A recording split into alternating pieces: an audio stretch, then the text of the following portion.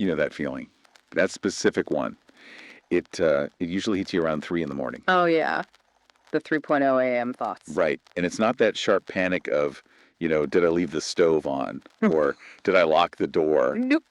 Not a to-do list item. No, and it's not even that, like, cringy regret of, I shouldn't have made that joke at the party. It's something heavier. Heavier is exactly the right word. It has a real weight to it. It does. It's this low hum, this dull ache right in the center of your chest. And it whispers something so much darker than a simple mistake. Mm-hmm. It doesn't say you made a mistake. It says you are a mistake. Yes, you are the mistake. Yeah.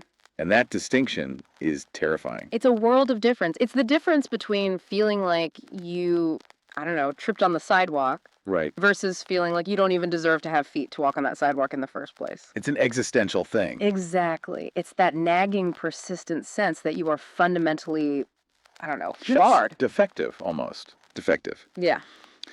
That if people really saw you, like really saw the wiring under the hood, the stuff you don't post online. Oh, they'd be gone. They would run for the hills. So we walk around with this like heavy cloak on, trying to hide it, trying to outrun it, trying to achieve our way out of it. But it's always there.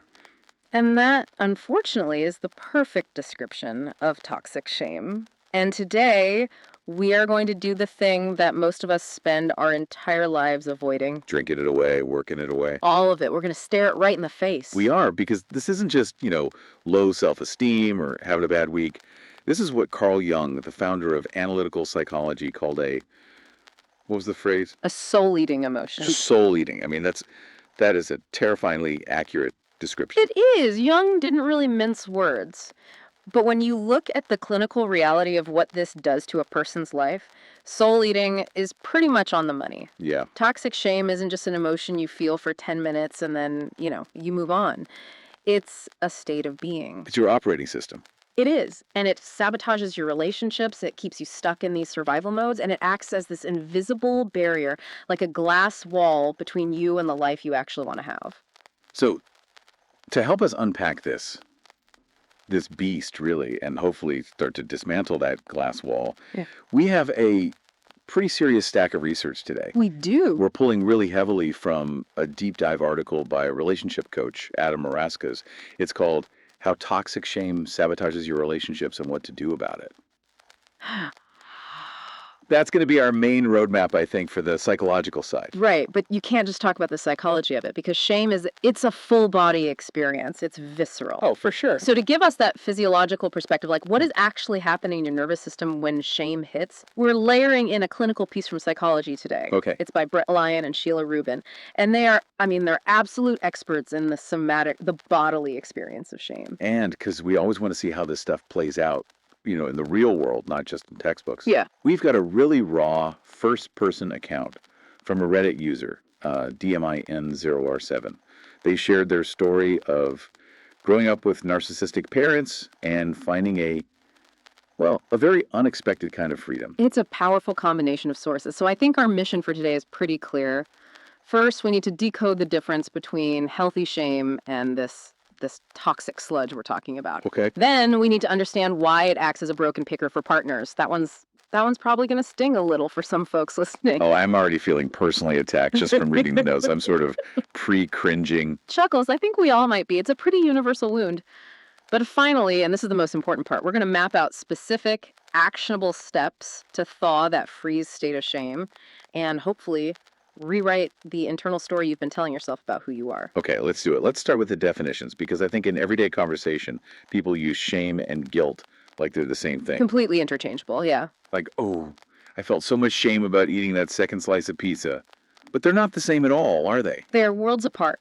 And getting that distinction it's vital if you actually want to heal. You can't fix a problem you can't properly name. Right. So Adam Maraskas, in his article, he references Brene Brown, who is, arguably the modern authority on this stuff. Oh, yeah, for sure. And she defines shame as the intensely painful feeling or experience of believing that we are flawed and therefore unworthy of love, belonging, and connection. Unworthy of connection. Yeah. Wow. That's the real kicker right there, isn't it? It's not just I did something bad.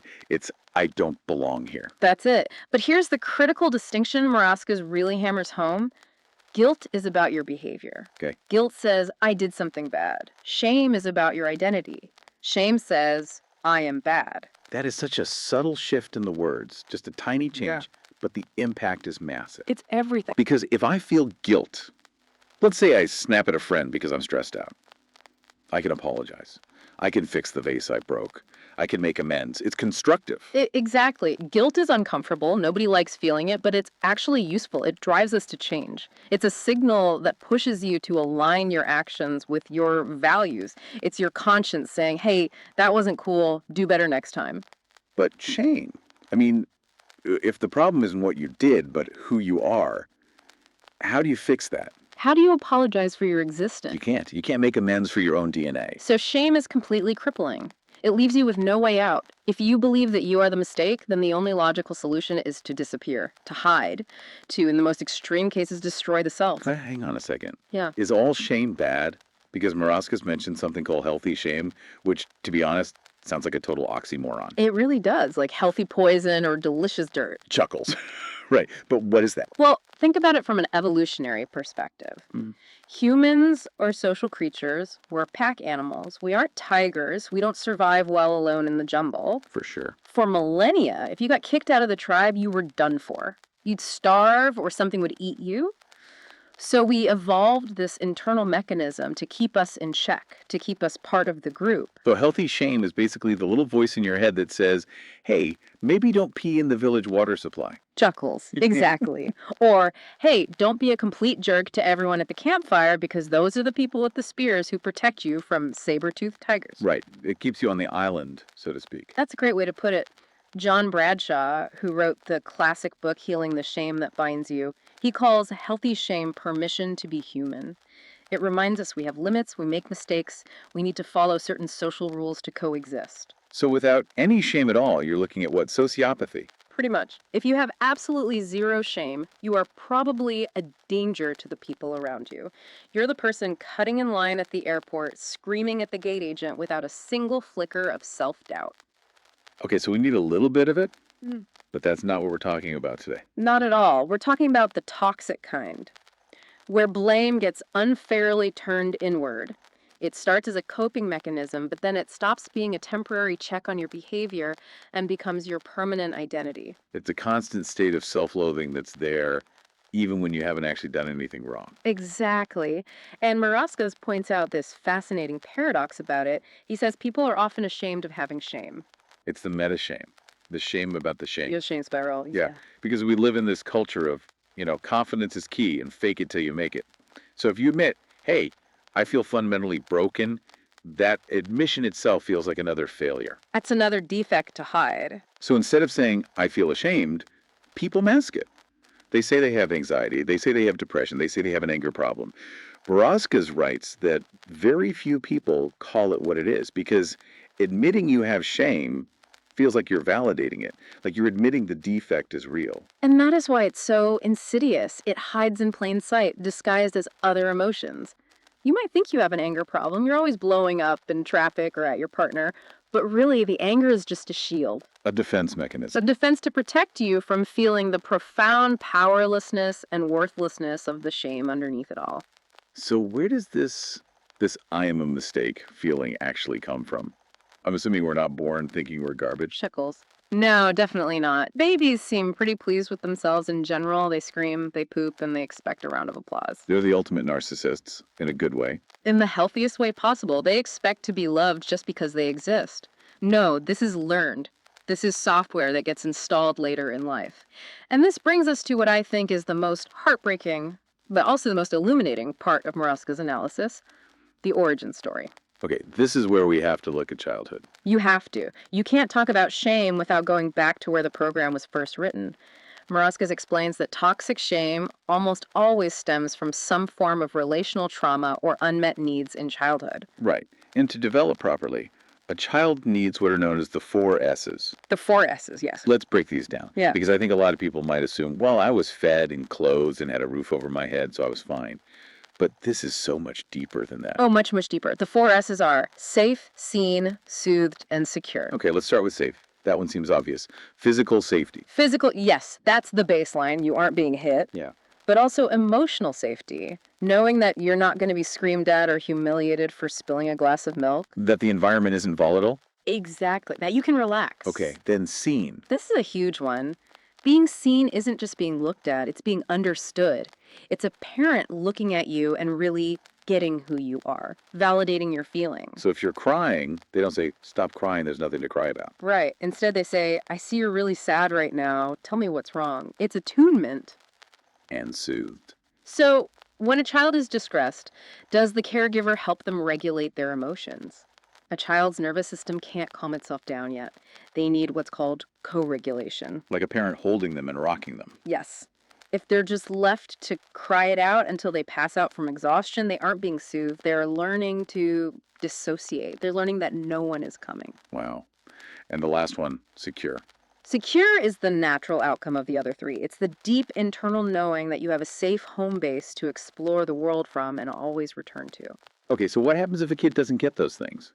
If the parents are abusive or neglectful or just emotionally checked out because they're working 3 jobs or dealing with their own stuff? Then the child faces this terrible dilemma, a kind of catastrophic cognitive dissonance. And this leads to what Morauskas calls a Faustian bargain. A deal with the devil. In a way, yes, it's a psychological survival trick. Imagine you're 5 years old. You are utterly, completely dependent on your caregivers for everything. Food, shelter, survival. You can't leave. You can't get a job and an apartment. You are, for all intents and purposes, trapped. That is a legitimate life or death situation for a 5-year-old. It is. So this child has 2 options to explain why they're hurting or why their needs aren't being met. Option 1. Admit that my caregivers, my gods, the people who are supposed to keep me alive, are incompetent, dangerous, or just don't love me. Which is terrifying. Because if they're incompetent, who's flying the plane? I'm going to die.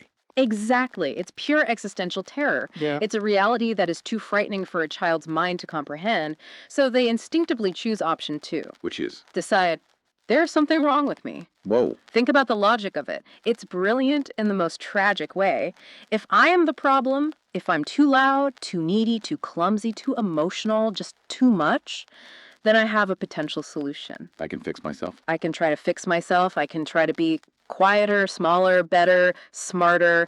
It offers an illusion of control. The child trades their self-worth for a sense of safety. That is devastatingly brilliant. You sacrifice your self-esteem to preserve your attachment to your caregivers. You take all the blame so you don't have to face the terrifying reality that your parents are failing you. And you hold on to this desperate hope that if I can just fix me, then they will finally love me. And that belief, I am the problem, Yeah. that gets hardwired into the nervous system. It becomes a default operating system. It does. And it's not always one big explosive event. This is a point that the Psychology Today article by Leon and Rubin emphasizes so well. They call it developmental trauma. They use that phrase, a slow drip, drip, drip. Yes. And it's such a perfect image. We tend to think of trauma as shock trauma, a car crash, a war zone, a single horrifying event. The big P trauma. Right. But developmental trauma is the slow drip, the constant invalidation, the rolling of the eyes when you share an idea, the sarcasm that cuts you down, being told you're too sensitive over and over and over again. It's like 1,000 paper cuts on your soul. It is. And each one might seem small on its own, but over years, it completely disrupts your normal functioning and creates this permanent feeling of isolation and wrongness. So you grow up, you leave the house, maybe you move across the country, but you take that operating system with you. You take the I am the problem code into every adult relationship you have. You absolutely do. You pack it in your suitcase along with your clothes, and this is where it gets really interesting and also very tricky. Because shame is a master of disguise. Morauskas describes it as a chameleon. It doesn't always look like a sad person sitting in a corner crying. No, he links it to the 4 F's survival strategies. We usually just hear about fight or flight, but there are 4. Fight, flight, freeze, and fawn. And Morauskas does a brilliant job of linking these directly to how shame manifests in our personalities. Okay, let's break them down, because I have a feeling a lot of listeners are going to recognize themselves or maybe their partners in these. I think so. First up, the fight response. We usually think of this as just physical aggression, but Morauskas says the fight response to underlying shame can often look like narcissism. Really? Yes. Or controlling behavior, being incredibly demanding, being a perfectionistic bully at work or at home. Wait, so the person who is always screaming at the waiter or constantly criticizing their spouse, that could be shame? Very often, yes. It's shame in a tank. It's an aggressive, outward-facing defense to prevent anyone from getting close enough to see the defect you believe is inside you. The logic is, if I am perfect and I demand perfection from everyone around me, then I am safe from judgment. Maruscus has a great line. He calls addiction shame in a getaway car. But this sounds like shame with a flamethrower. Chuckles. That's a good one. It really is. Okay, so next is flight. All right. And flight isn't just physically running away. No, in our modern world, the flight response is more subtle. It often looks like workaholism, or extreme perfectionism, or being a fitness fanatic to the point of obsession. Maruscus calls that kind of perfectionism shame in a prom dress. Shame in a prom dress. I love that line so much. It's so vivid. It is. It's trying to look so good, so flawless, so accomplished that no one could possibly find fault with you. Exactly. The inner monologue is, if I get the next promotion, if I have the perfect body, if my house is spotless, if my kids are Ivy League bound, then I am not a mistake. It's a frantic, active form of dissociation. You're literally running from the feeling of unworthiness by staying constantly busy. You're trying to outrun your own shadow. You are.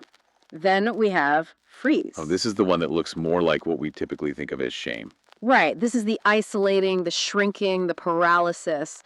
It's when you don't apply for the job because you just know you won't get it. You don't go to the party because you're sure you'll say something stupid. You stay in bed all day. It's the animal playing dead. Immobilized dissociation. That's the clinical term for it, yeah. And then the fourth one, which I think is going to resonate with a lot of people who maybe identify as empaths or the nice guy, fawn. Ah, the fawn response. This is the quintessential people pleaser. It's codependency. It's what one therapist I know calls pathological pleasantness. Pathological pleasantness. Oof, that stings a bit. It does, but it's accurate. It's the survival strategy that says, if I make you happy, if I anticipate your every need, if I have absolutely no boundaries and just merge my identity with yours, then you won't get angry and you won't reject me. It's self-abandonment as a survival tactic. That's precisely what it is. And this leads us directly into the relationship saboteur segment of our dive, because if you're operating primarily from one of these 4F responses, your relationships are inevitably going to suffer. And Maruscus uses a term here that I think is going to hit home for a lot of people, the broken picker. The broken picker syndrome, yes. It's the fundamental answer to the timeless question, why do I keep dating the same toxic person with a different face? So why do we do that? It seems so counterintuitive. If we hated the way we were treated in childhood, why would we actively seek it out as adult? Because it's familiar. Maruscus puts it very bluntly. Shame-based people find other shame-based people. Think about it from a nervous system perspective. If you have this deep-seated toxic shame, if you truly believe on a cellular level that you are unworthy of love, how does it feel when you meet someone who is healthy, secure, and treats you with genuine, uncomplicated kindness and respect?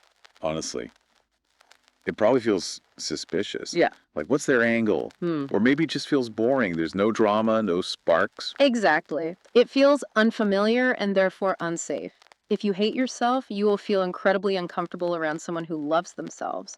Their health highlights your perceived sickness. It clashes with your internal reality. It creates dissonance. You feel like a fraud. You're constantly thinking, why is this person being so nice to me? They must not know the real me. The second they see the real me, they're going to leave. So you sabotage it or you run, and you settle for the familiar dysfunction. You settle for what you know.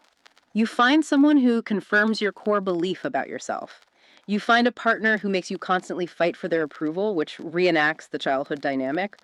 Or you find someone who is a mess that you can fix so you can feel superior and needed. You choose the devil you know over the terrifying unknown heaven of a healthy relationship. That's a great way to put it. Maruscus lists a few specific symptoms of this playing out in relationships. Ignoring red flags, overfunctioning, and withholding your true feelings. Let's talk about overfunctioning. What does that actually look like? Overfunctioning is a key sign of the fawn response in a relationship. It's doing way, way too much for your partner. You're the one planning all the dates. You're the one apologizing. Even when they're the one who got angry, you're managing their emotions for them. You abandon yourself to keep the relationship afloat. Completely. Because the idea of being alone confirms the shame's deepest fear. See, I knew it. I am unlovable. This is so heavy. But before we get to the healing part, which I promise everyone we are getting to, we really need to understand what this is doing to our actual physical bodies. Because the Psychology Today article makes it so clear that shame is not just all in your head. No, it is in your nervous system. It's in your tissues. This is crucial. When we talk about the freeze state, we're not just using a metaphor for inaction. Not at all. Brett Lyon and Sheila Rubin, the authors, they explain that shame triggers a primitive nervous system shutdown. It's very similar to a trauma response. When an animal in the wild is caught by a predator and it can't fight and it can't run, it plays dead, it freezes. It just goes limp. Right, it's a physiological process. The heart rate drops, the pain receptors are numbed, and shame does a version of this to humans. It literally lowers our ability to think clearly. It puts this thick fog over the prefrontal cortex. They mentioned two concepts, dissociation and orientation. Can you explain what those mean in this context? Sure, orientation is simply our brain's ability to know where we are in space and time. I am sitting in a chair, it is Tuesday, the sun is shining, I am safe. Okay. Shame completely disrupts that. When a shame spiral hits, you lose your orientation to the present moment. You might get lost in a painful memory from third grade, or you just go into this fog where you literally can't hear what your partner is saying to you. That's dissociation. So when you're in the middle of a shame spiral and your partner is asking you, why did you do that? Mm-hmm. And you literally cannot form words. Mm-hmm. That's not you being stubborn. That's a physiological freeze. That's exactly what it is. Research shows that Broca's area, the part of the brain responsible for speech production, can actually go offline during a trauma or shame response. You are physiologically offline. That is wild. And this connects to another concept they introduced called pendulation, which I have to admit sounds like something out of a physics textbook. Chuckles. Or something about a grandfather clock, yeah. The term actually comes from Peter Levine's work, Somatic Experiencing. But think of a simple pendulum swinging. Or, better yet, think of your own breathing. Inhale, exhale. Inhale, exhale, expansion, contraction. A healthy, regulated nervous system is fluid. It moves from happiness to sadness, from excitement to calm, pretty effortlessly. Like the tide going in and out. A perfect metaphor. But shame gets you stuck. You get stuck in the contraction, in the exhale. You get stuck in that freeze state.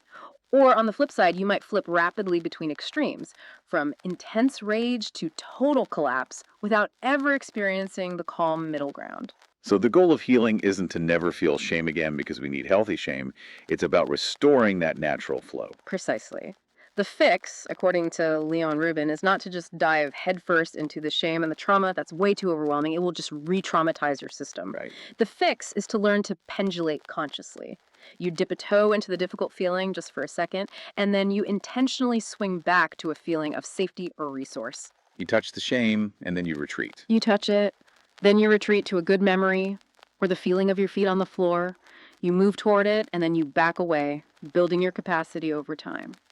That is a perfect segue into the roadmap to healing. Because you're right, if we just dive in, we'll drown.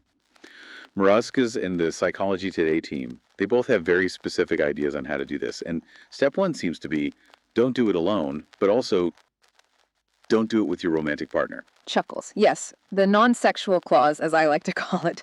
This is phase one, resourcing and safety. Maruskas is very, very firm on this point. You cannot heal shame in isolation. Why not? Because shame was born in a relationship. It was a break in connection with a caregiver. Therefore, it must be healed in a relationship and connection. But not a romantic one at first. Not at first. Maruskas warns so strongly against using a new romance to heal. He says, your partner cannot be your therapist. And he's absolutely right. If you try to use a new boyfriend or girlfriend as your sole source of validation and healing, you are setting that relationship up for failure. It's too much pressure. Plus, new love is kind of a drug, right? The dopamine and oxytocin hit of a new relationship can just mask the shame for a few months. Exactly. It's a powerful painkiller, not a cure. You feel amazing for 3, maybe 6 months, and then the new car smell wears off, the old shame creeps back in, and you end up blaming your partner for it. So phase one is about finding safe platonic connections. Yes. Friends, support groups, a good therapist, a mentor, people you will never, ever have sex with. You need a solid squad before you need a spouse.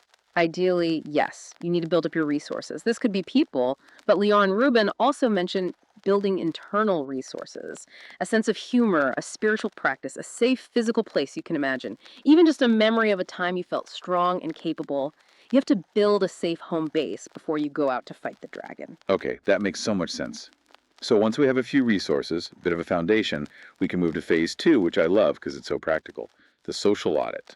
This is an exercise for Moroskas that, frankly, everyone should do, whether they have shame issues or not. It's so clarifying. So you take a piece of paper. And you list everyone you interact with on a regular basis. Everyone. Family, friends, coworkers, the barista at your coffee shop, your neighbor. And then you basically grade them. Essentially, yeah. Yeah. You categorize them into 3 columns: positive, negative, or neutral. Okay, break those down for us. What's the criteria? The positive. These are the people who make you feel safe, seen, soothed, and secure, those 4 S's again. When you leave an interaction with them, you feel energized, or at least calm. Okay. Negative. These are the drainers.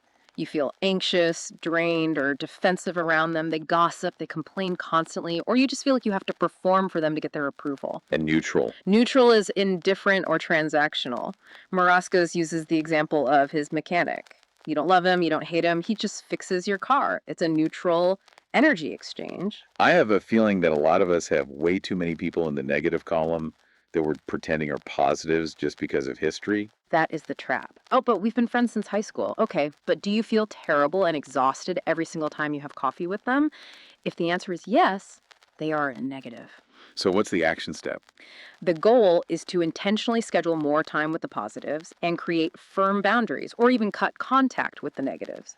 You cannot heal in a burning building. You have to get out of the fire first. You cannot heal in a burning building. That is a quote to put on the refrigerator. It really is. Okay, so that leads us to phase 3. This is the deep work, reparenting and rewriting the narrative. This is where we make that crucial shift from asking, what is wrong with me, to asking, what happened to me? It's about changing the lens from self-blame to compassionate curiosity. Moroskas tells this incredible story from his own life to illustrate this point. The shoplifting story. Can we talk about that? Because it's kind of wild. It is a fantastic and very brave example of what he calls radical responsibility. So Adam shares that as a teenager, he was a thief. He stole a lot of stuff from places like Sears, Macy's, TJ Maxx. So he had internalized this identity of being a liar and a thief. Yes, that was his shame story. I am a bad person. I am a criminal. So what did he do? Years later, as part of his healing work, he decided he had to rewrite that story with action. He literally went back to those stores. He walked up to the customer service desk at Sears and tried to hand them cash to pay for what he had stolen decades ago. I cannot imagine being the customer service rep at Sears on that day. Chuckles, right. They were totally baffled. They didn't have a protocol for accepting money for things stolen in the 90s. They couldn't take the cash. So what did he do? He ended up buying a gift card for the amount and donating it to a local church. But he didn't stop there. He went to Macy's, he went to Best Buy, all of them. He looked people in the eye, he apologized, and he tried to make it right. And the point wasn't just about paying back the money. Not at all. The point was to change his own identity in his own eyes. He writes, and this is so key, you build self-respect by doing respectable things. By owning his dirt, by bringing it into the light, he took away shame's power. He proved to himself through his actions that he was no longer that scared, stealing teenager. He was an integrous man cleaning up his own mess. That is so profound. It's not just sitting on a couch and analyzing your feelings. It's about taking concrete action in the real world to prove to yourself that you are different now. Action is the antidote to the paralysis of shame. Shame wants you to hide in the dark. Action forces you to show up in the light. There's another small but powerful shift Moroskas suggests in this phase. It's about language. He says we need to stop saying, I should love myself. Yes. Should is such a weaponized word, isn't it? It's inherently shaming. It implies you're already failing at something. I should be over this by now. I should be a better person. So what's the alternative? He suggests replacing it with want. Instead of I should love myself, try I want to love myself. Instead of I should be more patient, try I want to be more patient. I want to love myself. Huh. That feels so much lighter. It feels like an invitation rather than a command. It totally changes the energy. It shifts it from a place of obligation and guilt to a place of desire and aspiration. It opens a door instead of slamming one in your face. Okay, we've talked through the theory, we've heard Adam's personal story, Yeah. but I really want to look at our case study from Reddit now, because it touches on what is, for many people, the hardest part of all of this, the family. The source of the original wound. The source. So this user, DMIN0R7, shared their story on the Raised by Narcissists subreddit. And it is a textbook example of everything we have just been discussing. It really is a perfect illustration. So let's set the scene. The user grew up with what they describe as a textbook narcissist mother, very controlling, emotionally abusive, and a passive enabling father who just stood by and let it happen. The classic dynamic, the abuser and the enabler. Exactly. And the user describes themselves as a classic people pleaser with no boundaries, struggling with self-worth. They were in a deep fawn response for decades. They completely bought into that Faustian bargain. If I am just good enough, just perfect enough, then my mother will finally love me. So, the climax of this story happens when the user is an adult. He meets a woman, he falls in love, and he decides to get married. A totally normal, happy life milestone. And his parents go nuclear? Completely nuclear. They claim the fiancée is manipulating him, that she's trying to steal him away. They give him an ultimatum. It's us or her. A classic control tactic. They sensed he was finally forming a secure attachment with someone else, someone who might actually see him as worthy. And that threatened their entire system of control, so they forced a choice. And here's the twist in the story that I just did not see coming. He, of course, chose his fiancée, and then his parents ghosted him. They cut him off. Cold turkey. Blocked his number, no calls, no texts. They just erased him from their lives. Now, for someone with deep abandonment issues, which he obviously had, that has to be the ultimate nightmare scenario, right? The very thing you spent your entire childhood trying to prevent from happening, being abandoned, finally happens. He describes it as crushing at first. The pain was immense. But then, the reframe happened. And this, for me, is the real aha moment of this whole deep dive. He started to see it as a gift. He called it the greatest gift they could have possibly given him. Freedom. Freedom from their toxic influence. He realized that by cutting him off, they did the one thing he was too fawn conditioned and too scared to do for himself. They severed the tie. And in that silence, in that space they created, he realized he was okay. The world didn't end. In fact, his life got infinitely better. He says, I've begun to truly heal, to grow, to build a marriage, rooted in authenticity. He's finally becoming himself. This is a perfect illustration of breaking the cycle. The shame story in his head told him, if my parents leave me, I will be nothing. But reality showed him, if my parents leave me, I will be free. He stopped playing the role of the bad child who needed to earn their love. And he finally accepted the reality that his parents were simply incapable of giving healthy love. It goes all the way back to that Faustian bargain we talked about at the beginning. He finally allowed himself to look at option one. My caregivers are incompetent and unsafe.